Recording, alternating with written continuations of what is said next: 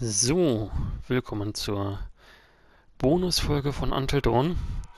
Gucken wir erst nochmal in den Status und die gesammelten Sachen rein. Der Wendigo in der Mine hatte genauso eine Schmetterlingstätowierung. Ja, das wissen wir jetzt quasi. Und das haben wir quasi schon relativ früh uns gedacht, dass Hannah, wenn man so will, überlebt hat.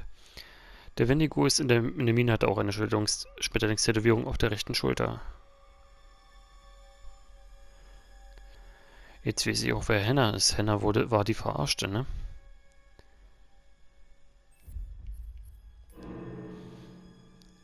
Der Wendigo, der Josh angegriffen hat, hatte eine Tätowierung mit dem gleichen Design.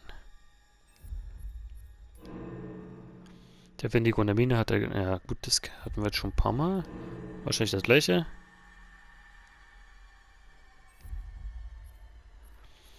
Einen Hinweis haben wir nicht gefunden. Zeichen im Fels. Hannas Brille, also muss noch irgendwas in der Mine gewesen sein. Das haben wir komplett. Hier haben wir einiges liegen lassen.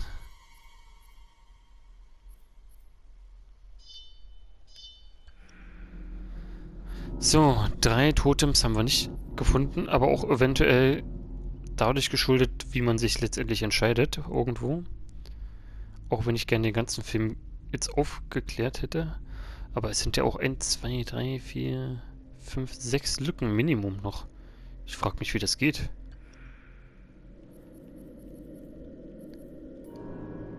Sam fand Hannahs Aufzeichnung über ihre Notlage. Josh erfuhr die Wahrheit über das Monster. Josh erkannte Hannah und Hannah erkannte Josh. Josh war am Leben gefangen und ein Kannibale. Oh, sie hat ihn eingesperrt und er hat dann das Fleisch von den anderen Opfern gegessen. Ach du Scheiße. Sam ist in der Lodge gestorben. Mike ist entkommen. Ashley ist in der Mine gestorben. Emily ist entkommen. Chris ist entkommen. Ja. Da bin ich jetzt mal gespannt. Bonusinhalte. Trifft die Besetzung? Wood? Wie man eine Szene macht? Die Wissenschaft der Angst. Sag mal, das sind reale Schauspieler, ist ja krass. Die Musik von der Bühne zum Bildschirm. Fast zum Teufel.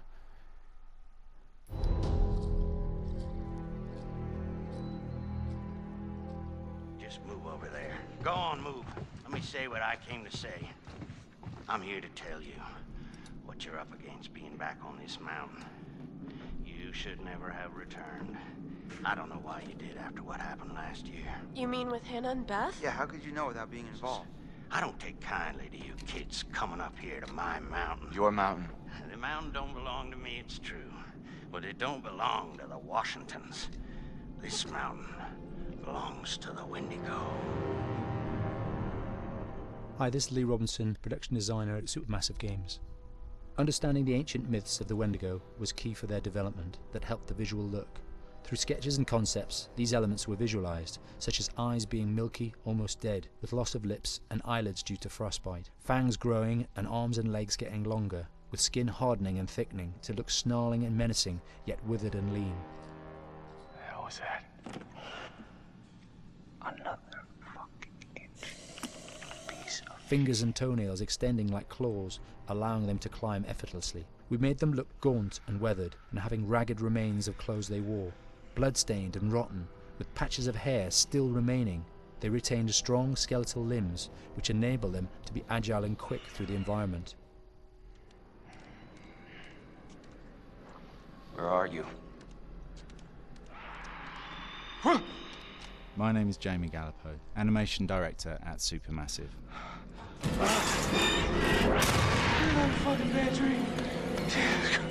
The overall direction on the creature was to be very strong, to be extremely fast. We wanted a spider-like movement to the creature. 1 minute scampering to leaping and then crawling, almost instantaneous.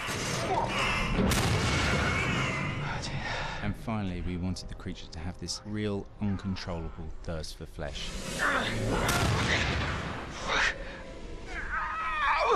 From a sound design perspective, the Wendigo is a real challenge. For the main vocalizations of the Wendigo, we used our own vocalizations, various different animals from the exotic to the farmyard, various plugins and processes to gel these sounds together and keep a human resonance behind that voice, telling the backstory of the Wendigo.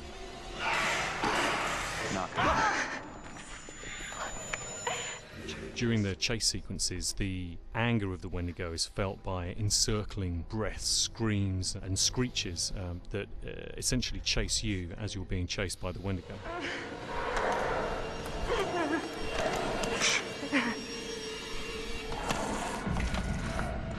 We would layer them up in a multitude of layers, sometimes 15, 20 sounds playing at the same time, to build up the vocalizations for this fearsome creature which is always in attack mode, hyperactive and chasing you throughout the game.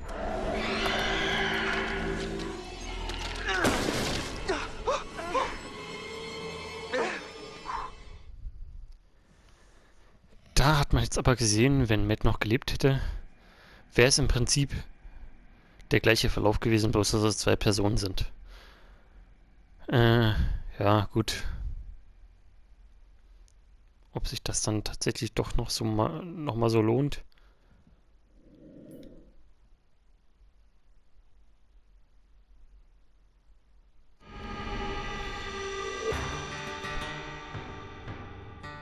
America's North Woods border region. Within this land of 10,000 lakes and miles of dense timber, a hideous creature is believed to lurk. The North Woods is probably one of the last frontiers in America. There's still a lot of places in this area that hasn't been set foot by man. Monsters and mysteries exist here because it is remote. Up in the North Woods, winters are long. In times of biting cold and isolation, a devouring monster is believed to come forth. It's terrorized native people for generations. Growing up, I was told, like, don't go outside, the Wendigo will get you.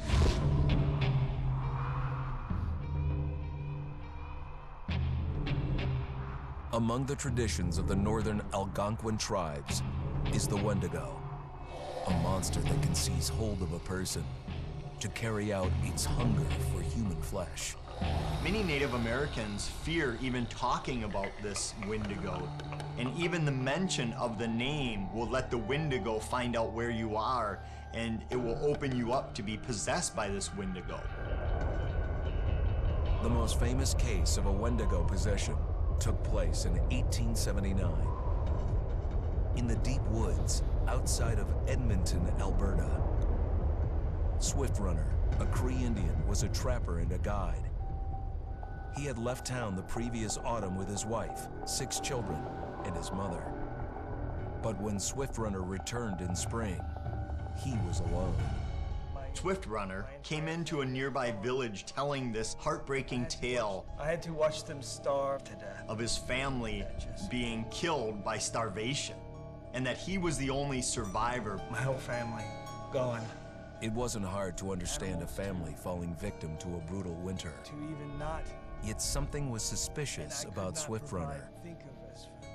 He was a strapping man, and he came into town weighing over 200 pounds. It didn't look like somebody who had just weathered a terrible winter. He wasn't malnourished, didn't look like he was starving. He looked healthier than ever.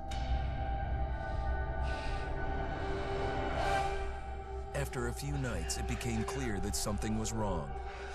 He started having night terrors, screaming in his sleep. I am the Wendigo! Villagers alerted the police. Swift Runner actually guided them back to his winter cabin. When they got there, that's when they saw the true horror.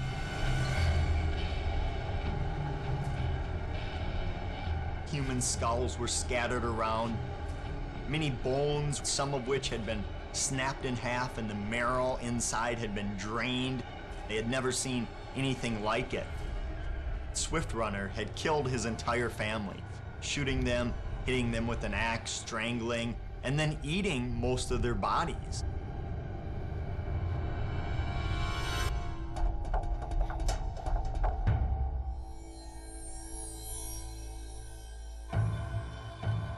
Right up until the moment the noose was on his neck, Swift Runner swore the evil spirit of the Wendigo had possessed him and twisted him into a cannibal killer. When he was on the gallows, Swift Runner himself said, "I am no longer a man."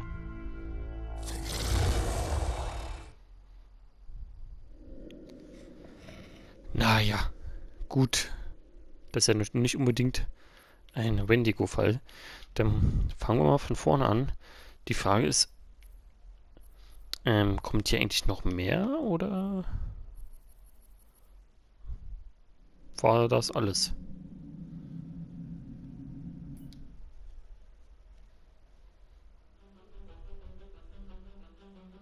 I am Hayden Panettiere, and we are here at the studio recording Until Dawn.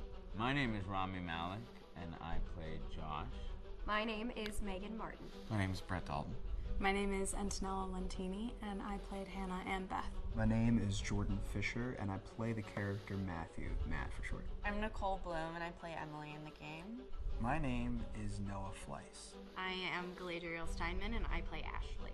So Until Dawn is a story of 8 teenagers who revisit this cabin in the woods about a year later after a really traumatic experience where I've lost 2 of my sisters, so coming to kind of get some closure in that respect.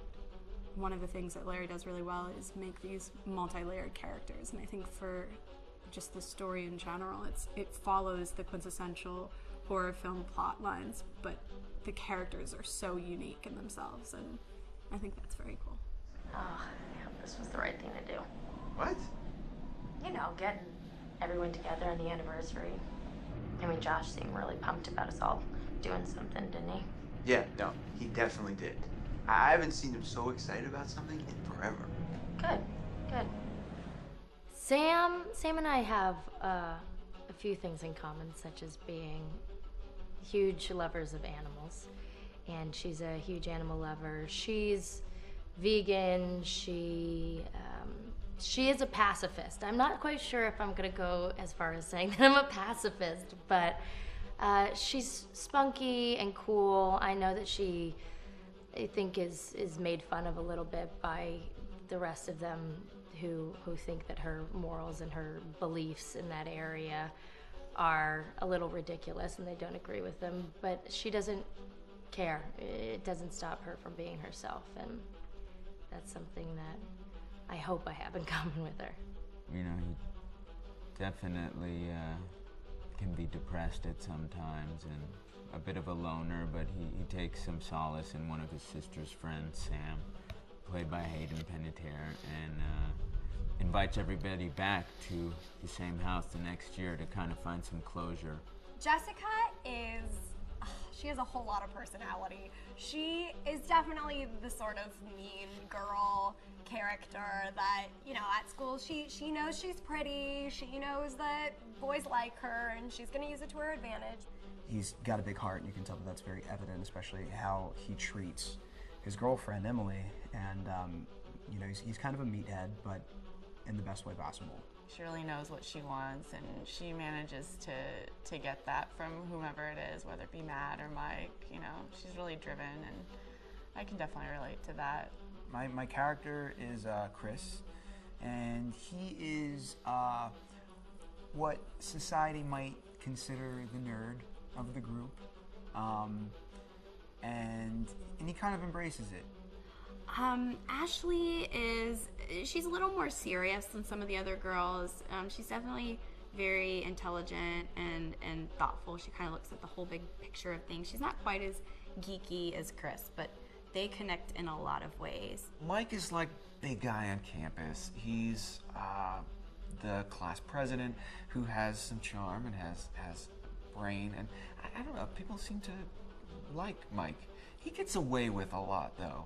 He can be kind of jerky. The fact that he really just kind of wants everyone to be happy, and he wants for he's a people pleaser, and that's I can definitely attest to being, you know, that guy. I'm always the friend that wants everybody to be happy and wants everybody to be taken care of, and that's definitely Matt. But also, like, this character is just so fun. I rarely get to play the bitch, and so it was really fun to do that. The spirit of things, seriously, what's wrong with you? I'm just trying to lighten the mood, Em. Don't be like that. Like what? The way you're being. You always get like this. I just think this is just the coolest thing to be a part of, and I just think it's going to take the world by storm. I really do. I think this genre is the wave of the future, and I think that once people see the potential behind it, of getting to interact with the drama that you're witnessing unfold in such a realistic way, that this is how entertainment's going to be from now on. Alter, wie krass Josh umgesetzt wurde. Da hat man das ja 1:1 gesehen, dass das ja ist. Bei den anderen, bei Matt zum Beispiel, ja, okay, auch noch. Bei den anderen finde ich jetzt nicht mehr unbedingt so 100%ig, aber bei Josh war krass.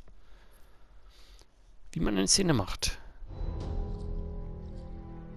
Hi, this is Lee Robinson, production designer on Until Dawn. The production design for Until Dawn started with the great teen horror script that sets the characters in a Canadian winter mountain lodge, being a contemporary setting with visual clues derived from classic films of that genre, such as Hitchcock's Psycho and Stanley Kubrick's Shining.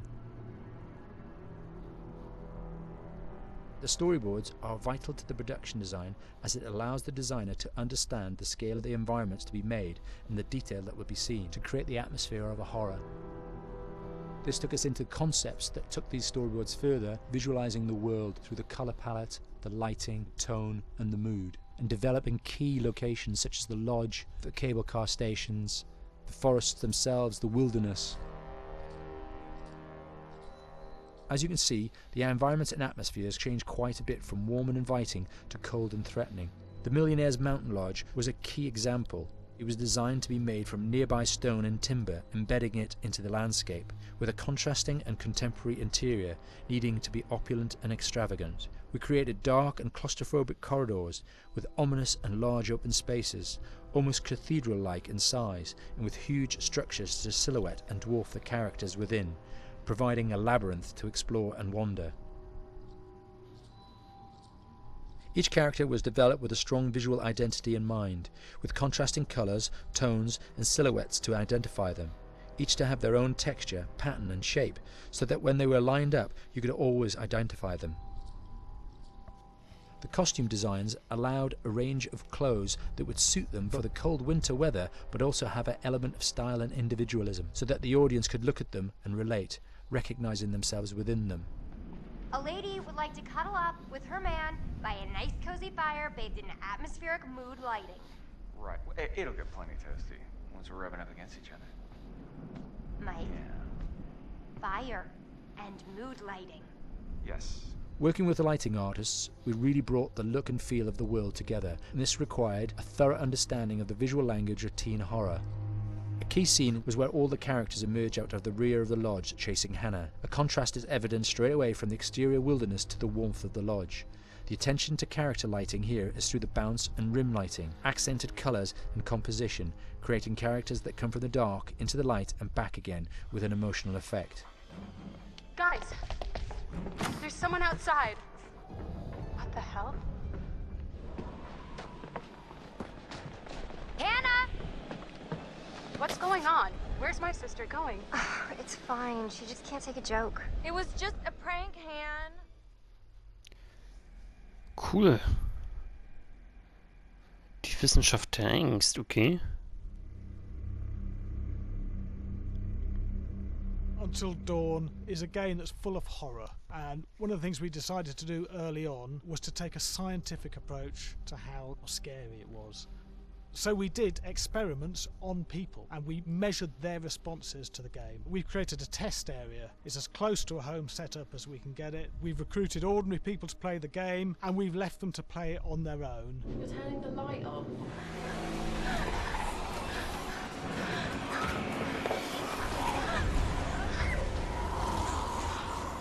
The only difference is it's rigged with cameras and microphones that relay the data through to the next room where people are watching them play. Bracelet here we use for biometric testing. It measures the player's emotional response. It's called a galvanic response sensor. It makes contact with the user's skin and it measures the electrical conductivity across their skin. It's the same principle as an old-fashioned lie detector. When you're stressed, you sweat a little, very sensitive, and picks up tiny changes if the player is feeling anxious or scared. That data's fed back to a testing team, comes through as a graph. I'm so sorry.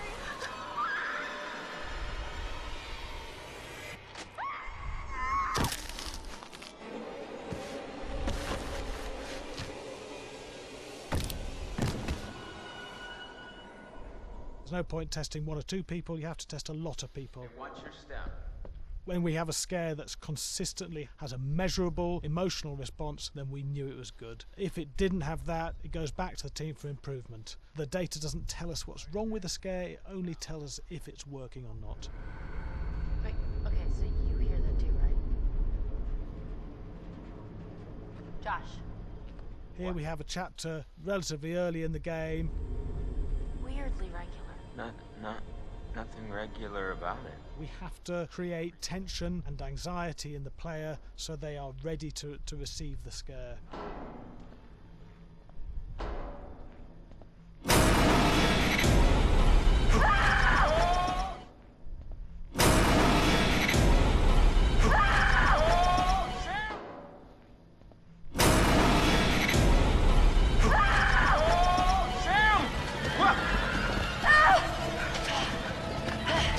Give the player time to recover, to cool down, to calm down, and then start building the tension again before we do the next scare. Hey. What? Hey. What the hell? Ooh, you just got mugged.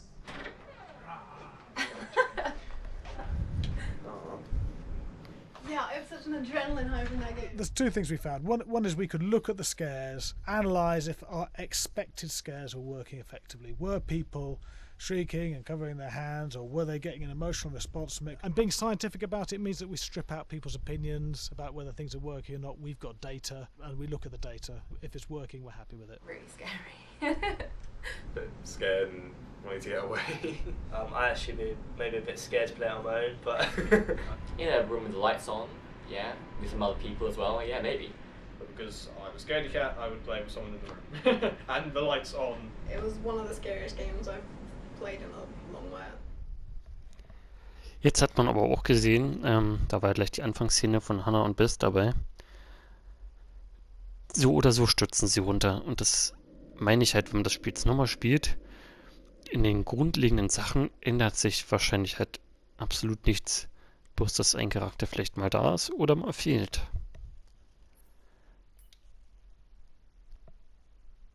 Hi, Larry. Hey, Graham. Hi, my name is Graham Resnick. I'm a filmmaker, writer, director, sound designer, and I started working with Larry Fessenden about 10, 15 years ago through my friend Ty West, who I grew up with, and have done a lot of sound design with on his films. And he was producing Ty's films at the time, and Ty introduced me to Larry. Larry produced my first feature, and we've written together on several projects. My name is Larry Fessenden. I'm a filmmaker. I run Glass Eye Pix, which is an independent production company out of New York. We make indie movies, a lot of scary movies as well. And I got a call to audition to write this video game. And I called my pal Graham Resnick because Graham is a gamer. And while I thought I could offer something to the idea of writing this multi-branching story, I knew that I would want Graham's expertise as a lover of gameplay, since I guess games were started. So and just as a lover. And as a lover, yes. Just why there's so many sex jokes in the game. There was one Italian website that did say the Larry that's Fessenden right. and Graham Resnick, the two lovers behind Until Dawn. Come here. Maybe I know how to handle you too. I am definitely ready to be handled. So I wanted Graham by my side. Yeah, and we got the gig, and it's been an amazing ride. Oh, hell yeah. Oh my god, she's taking her shirt off. What? Oh my god. Matt, what are you doing here? Hannah. I'm sorry, Hannah. This all got Don't out of mind, hand, just but... So in the game, the basic setup is that a year prior to the game's start, all these kids had gone up to a ski lodge that was owned by the parents of one of the kids, or a couple of the kids, and some of the teenagers played a prank on some of the other teenagers, and a terrible tragedy occurred when a few of them, two sisters, ran out into a blizzard, and were never seen from again.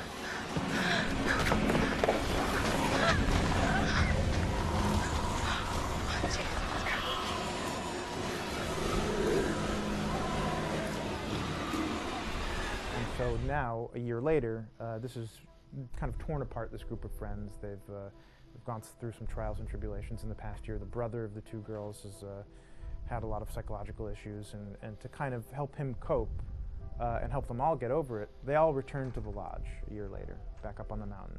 And the idea is to get over it, but...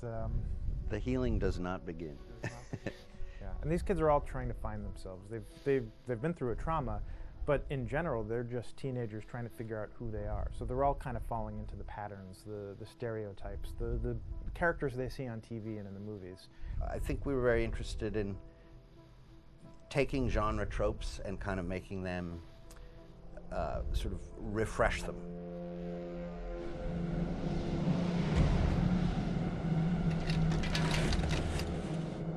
Hey, did you see that? Dad said it'd just be us this weekend. We're familiar with how slasher movies work. Most people have seen some horror movies, and we have established notions and preconceptions about the roles of the players in horror movies and how they talk and how they get killed and how they have sex. And to bring you into the game that way and then subvert a lot of those expectations is kind of our goal. They're haunted by some incident that happened in their past, which I think you pretty much figure out that that's going to have a role in their interaction. Yeah, so I think what was fun was we take some sort of stock characters and we try to give them some shape, but at least at the beginning they're recognizable in the way of groups of friends. There's the jock and the bitchy girl and the rivalries between everyone. And oh my gosh, and really fun characters too. Like we just had so much fun living in the minds of these characters through writing the script. What do you think? Jesus! It was fun. I think we were looking to get that kind of banter that you see both in movies, but also that you absolutely have with friends and sort of those inside jokes. And of course, as writers and as friends ourselves, we sort of developed little tracks and we try to give the characters that kind of vibe. Ich meine, den Typen erkennt man auch so 100% wieder in der Figur. Die Musik. 3 Sachen haben wir noch.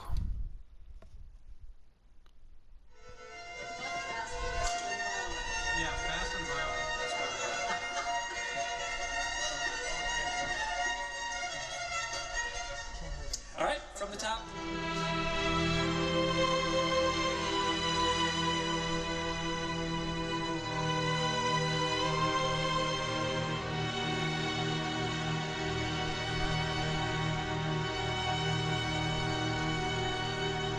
My name is Jason Graves, and I'm the composer for Until Dawn.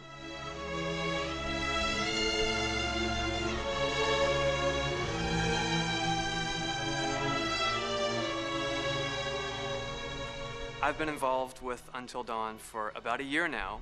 Originally, I was contacted by Barney Pratt, the audio director. I think that had something to do with my lineage of horror games, and hopefully not the fact that my last name is Graves, although a lot of people seem to associate my name with scary music.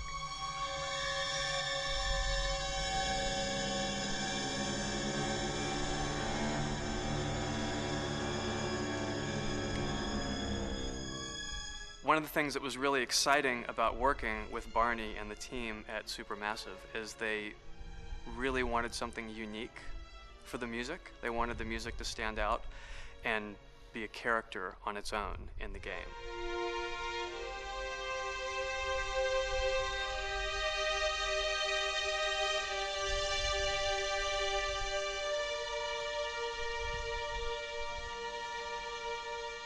When I'm first starting on a new score, and it doesn't matter if it's film, television, or games, I always end up going to the main theme.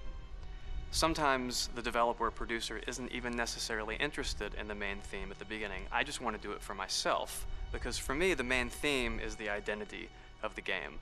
It establishes the mood, the atmosphere, and the character of the music, and how it's going to be playing in the background. And that's what we did with Until Dawn. That was actually my demo pitch to Supermassive Games. I put a main theme together, recorded all the instruments at my studio, and sent it to them. And they liked it. We actually ended up recording that exact theme, all the instruments and everything, live here at Ocean Way probably 9 months ago. And that's what we've been using in all the demos for the game, and that's the final version of the theme that is the main theme that you'll hear on the menus and in some key pieces of gameplay.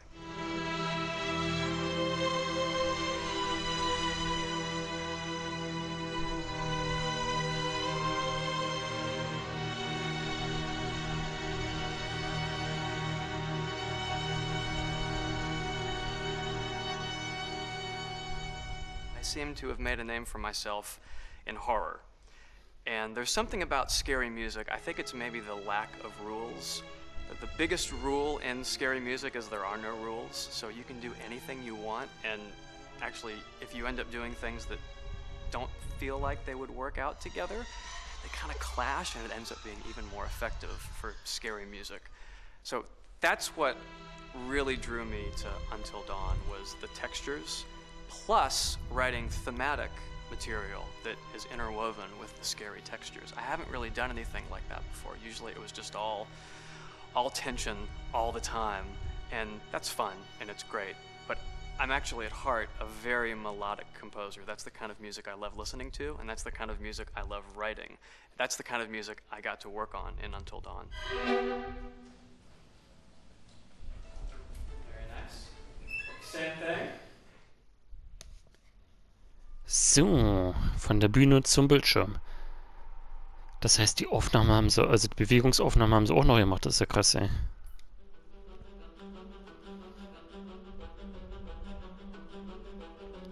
My name is Will Biles, Executive Creative Director of Until Dawn. The first part of getting a believable facial performance in-game is to capture topographically the actor's range of emotional expressions as separate versions of the same head. Every tiny nuance gets digitized and merged, effectively creating a model that can recreate every facial movement that the actor makes. Once the topography has been recorded, the actor's performance itself can be captured by using a predetermined set of marker points, drawn precisely on the face, and a high-def helmet cam, wirelessly linked to capture devices. The camera is the small box where it looks like the microphone should be. Outro Sam. Mark. It records in high def the movement of the dots throughout the performance that will drive the expressions captured earlier. Unlike other systems, this form of capture is far less lossy because there are fewer interpretations between performance captured and performance rendered finally in-game. The audio is also recorded via two separate lavalier mics attached to the helmet. It takes a while for the actors to acclimatize to carrying around the recording devices and the helmet cams, but very soon the shoot becomes similar to any other effects shoot or a green screen shoot. The actors in these scenes are only recording facial animation, but use cursory body movements for pacing. Wait, and maybe we should all stick together and find everybody and make sure that we're all okay, so... 1-1, the year before the prank. Take 2, Mark. Other than the other actors, they have to use their imagination for everything and everywhere that they are supposed to be seeing and feeling. Idiot! So dumb! From a hot midday studio in Los Angeles to a freezing midnight mountain in British Columbia.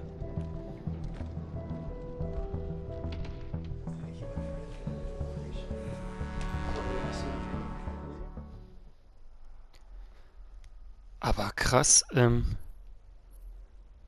ich meine, wahrscheinlich hätten sie sonst diese Mimik in den Gesichtern noch gar nicht hinbekommen, wenn sie das nicht aufgenommen hätten irgendwie. Aber die Schauspielleistung, sich das alles so vorzustellen und dann so ein Spiel draus zu machen, das ist schon krass.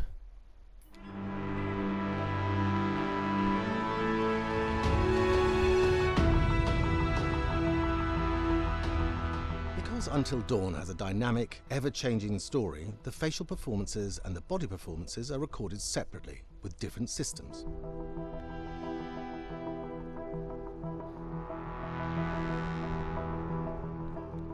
With the body capture, we use reflective bead suits and an infrared camera matrix system that drives the CG bone hierarchies in our character models. These performances cover everything from character locomotion, scene-specific performances and stunt work, most of which was recorded at studios in Pinewood and Shepperton, near London. Hannah! Hello? Combining all the elements seamlessly in the final game becomes a formidable editing and logistical task. Every variation, both physical and emotional, must be combined in these multi-edits. Scaffolding props have to stand in for the sets, because the hundreds of infrared cameras have to be able to see all of the reflective beads on the actor. Sehr krass aufwendig. Gut, dann haben wir den Bonusinhalt im Prinzip auch durch. Nochmal neu. Was hat sich denn jetzt hier nochmal geändert?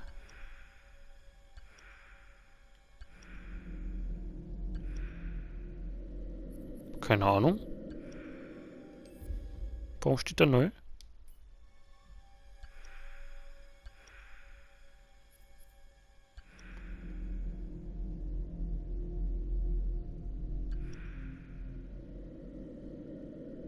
Ich gucke nochmal ganz in Ruhe, aber...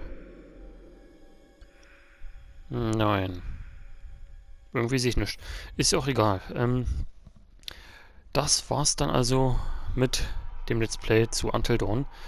Und dadurch, dass man jetzt ein bisschen gesehen hat, dass sich tatsächlich am Spiel nicht viel ändert. Ich weiß zum Beispiel auch nicht, wir konnten ja mit dem Spiel anhand der Gesichtszeichnung von unseren Freunden entscheiden, wen wir mögen und wen wir nicht mögen. Ob das irgendein Resultat tatsächlich hat im Spielverlauf? Ich weiß es nicht. Gemerkt hatte ich davon jetzt irgendwie nichts. Vielleicht ist da aber auch im Hintergrund was. Oder es hilft einem nur, für sich selber herauszufinden, mit wem man am liebsten spielt. Dadurch, dass man halt nicht so wirklich